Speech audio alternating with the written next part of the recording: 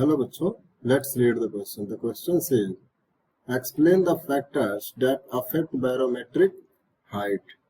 ठीक है. So the key concept of this question is barometer.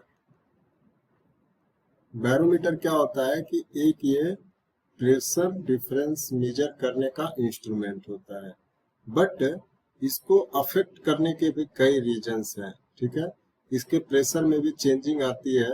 ठीक है. उसके कई रीजंस हैं. उसमें से 3 इंपॉर्टेंट रीजन है जो इस टाइप्स के हैं. पहला होता है मॉइस्चर इन मरकरी. ठीक है. Moisture in mercury. ठीक है.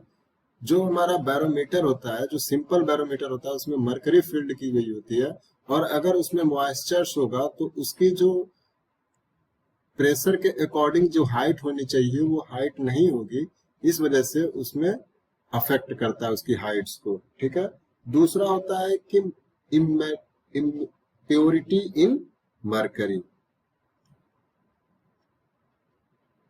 इम्प्योरिटीज इन मरकरी. ठीक है. अगर मरकरी में इम्प्योरिटी मिली होगी तो जो हमारा बैरोमेट्रिक हाइट होता है वो भी अफेक्ट होगा, क्योंकि इसकी वजह से जो प्रेशर आना चाहिए या फिर टेम्परेचर डिफरेंस होना चाहिए वो करेक्ट डाटा नहीं देगा. ठीक है. थर्ड होता है height from the sea level. Height from the sea level. हम ये भी जानते हैं कि जो मरकरी होती है वो प्लेस टू प्लेस वेरी करती है.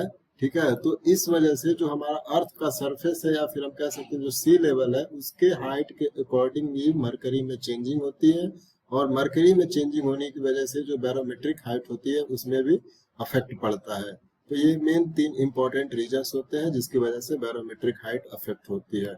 So I hope you understand it well. Best of luck. Thank you.